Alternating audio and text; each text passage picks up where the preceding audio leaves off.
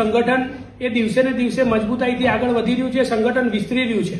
અને એના પાછળનું કારણ એ છે કે આમ આદમી પાર્ટીનો દરેક કાર્યકર્તા પોતાનું કર્તવ્ય સમજીને નિષ્ઠાપૂર્વક ગુજરાતની જનતાના પ્રશ્નો ઉપાડે છે અને ગુજરાતની જનતા માટે લડી રહ્યો છે. અને એ જ કારણ છે કે આજે ગુજરાતની જનતામાં આમ આદમી પાર્ટી ઉપર વિશ્વાસ ગુજરાતની જનતાએ દિવસે ને દિવસે વધાર્યો છે.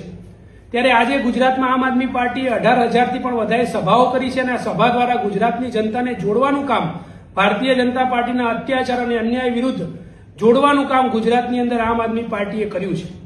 ત્યારે આગળ વધારે કાર્યક્રમની જાહેર કરતા આમ આદમી પાર્ટી ગુજરાતમાં સમગ્ર 7 ઝોનની અંદર બૂથ કાર્યકર્તા સંમેલન આમ આદમી પાર્ટી દ્વારા આયોજન કરવામાં આવશે.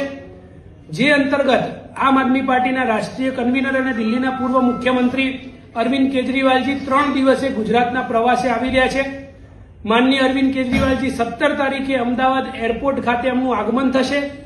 ત્યારબાદ તારીખ 18ના રોજ અમદાવાદની અંદર મધ્ય ઝોન કાર્યકર્તા બૂથ સંમેલનનું આયોજન કરવામાં આવશે, જેની અંદર અમદાવાદ, ગાંધીનગર, ખેડા, સુરેન્દ્રનગર લોકસભા ને અંતર્ગત મધ્ય ઝોનની અંદર કાર્યકર્તા બૂથ સંમેલનનું આયોજન કરવામાં આવશે, જેની અંદર માનનીય અરવિંદ કેજરીવાલજી હાજર રહેશે.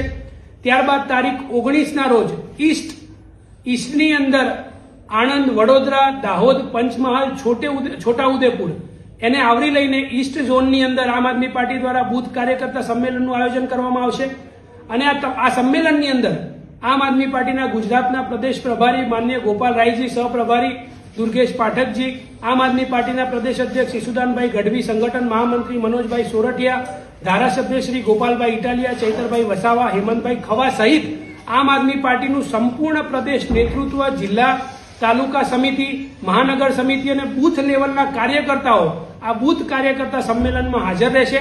આ કાર્યકર્તા સંમેલનની અંદર આમ આદમી પાર્ટીના અમારા આદર્શ સમાન એવા માનનીય અરવિંદ કેજરીવાલજી કાર્યકર્તાઓને માર્ગદર્શન આપશે અને કેવી રીતે આ બૂથના કાર્યકર્તાઓ ભારતીય જનતા પાર્ટીના અત્યાચાર અને અન્યાય અને આ ભ્રષ્ટાચારી શાસનના વિરુદ્ધમાં કેવી રીતે લડવું એનું માર્ગદર્શન મળશે. અને આમ આદમી પાર્ટીના બૂથના કાર્યકર્તાઓ આ બૂથ સંમેલન બાદ ભારતીય જનતા પાર્ટીના શાસન વિરુદ્ધ લડવા માટે મેદાને ઉતરશે.